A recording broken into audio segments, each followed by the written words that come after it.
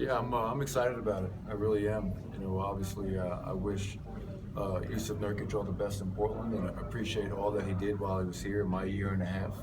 But I think in getting a guy like Mason Plumlee, his versatility, his athleticism, his IQ, his playmaking, his rim presence defensively, he brings a lot of things to the table that I think will be able to complement the players that we have. And what excites me most, Chris, is I think that he can play with Nikola as well as behind Nikola. And that's something that really kind of excited me and sold me on the potential of that deal.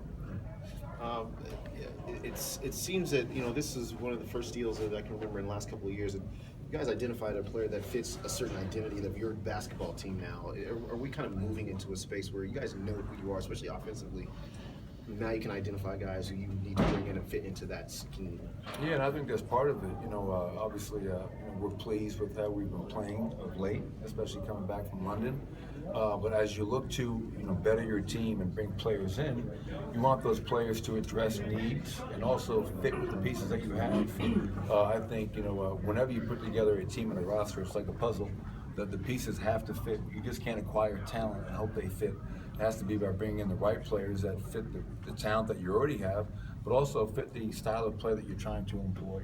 And in Mason Plumlee, you're getting a big guy that, just like Nikola Jokic, averaged 4 assists a game, great playmaker. Last year in the playoffs, 7 points, 12 rebounds a game, and 5 assists. And then the defense that he'll be able to help us out with in terms of rim protection, something that we've sorely missed the whole season. I'm excited about it. I talked to him on the phone last night. He's excited. I can't wait to get him here, and hopefully, I don't know if he'll be available tonight, but hopefully we can get him out on the floor Wednesday night prior to the All-Star break. How big will it be to have that continuity between your second unit and your starting unit, having two facilitating big men at their caliber? Yeah, it's obviously, when Nikola's off the floor, you try to play the same, but we don't have another Nikola Jokic. And I think what Mason Plumlee brings, he's another big that you can play through high post, elbows, low post. Tremendous athlete. He runs the floor. He's an above the rim player at times. So it'll be great to have almost the synergy of playing the same way with two bigs that are capable of making the same type of plays. So and that's one thing we really liked, having Jokic at 4.5 assists per game and Plumlee at over 4 assists per game. Is we feel we have two of the better passing bigs in the NBA right now.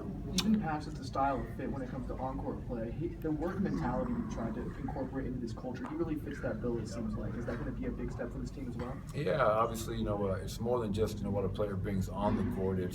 We always look at character.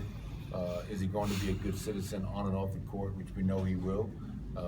Is he going to fit the culture we're trying to create, which we know he will? We're never going to jeopardize what we're trying to establish here with bringing in somebody that doesn't fit those things. And Plumlee is a guy that I have long admired, and I was around him with the USA team when I was in Sacramento with Rudy and DeMarcus, and I've always been a fan of his from afar, and now I'm excited that I get a chance to coach him and work with him. What traits about Plumlee do you think make him a better fit alongside Nikola Jokic than, say, Yusuf Nurkic? And are there lessons you learned from the Balkan Buddy Ball experiment that will translate when you try to play these two together? Yeah, I think they're two completely different players. Nurkic is a true five, who's more of a back to the basket big. Whereas Plumlee, you're getting, I think, his athleticism, the versatility that he brings, and that's why I think they'll be able to play together. They're not going to play together 20 minutes a night, let's be honest, but whether it's 10 minutes a night, I think Mason's athleticism to guard away from the basket. When we played Nikola and Nurkic together, Nurkic was our 5, Nikola was the 4, and Nikola was forced to guard away from the basket, and that's not his strong suit. So I think Plumlee can do that because of his, like I mentioned, the versatility that he brings to the table and how athletic that he is. And yeah, obviously we tried to go big to start the year, didn't go well. We made the necessary changes, and ever since we made that change, things have been going well for us. By no means are we a finished product, but we feel Mason Plumlee definitely helps us to get in the direction that we're headed and maybe be a playoff team, which is what we all hope for. And in lineups together, that it sounds like you see Plumlee more as the 4 and Jokic as the 5, or does the positional? No, I look at it just from a defensive standpoint. Offensively, I look at guys, if you're a 4, that's because you're guarding the 4. But offensively, we put guys all over the place. We're very versatile on the offensive end, but defensively, yeah, I see Mason guarding the other team's fours more and Nicole guarding their fives more, just to protect him a little bit. To that end, do you feel like Mason can guard stretch fours effectively?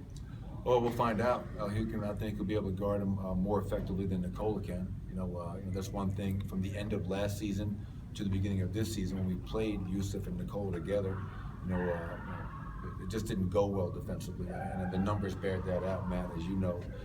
So I think Mason has a better chance of doing that, but we'll see how comfortable he is. And again, I don't envision those two playing together 15 to 20 minutes a night. But if they're out there 10 to 12, I think Mason has the intelligence and the defensive versatility to maybe guard those stretch fours. And if we can, I think it's going to be a big help on our defense. Coach, can you talk about matchups tonight and how difficult it is to defend this team? Yeah, obviously, when you look at their stats, and their rankings, and you see a lot of ones. They're ranked number one in several categories, offensively and defensively. And a lot of times when you play an opponent, you can key on one guy or two guys. Well, when you're playing a team that's got 4 All-Stars, it makes it really hard. But we played them really well in Golden State last time. The biggest challenge for us is they're a great offensive team, but they're averaging 23 points a game off of our turnovers.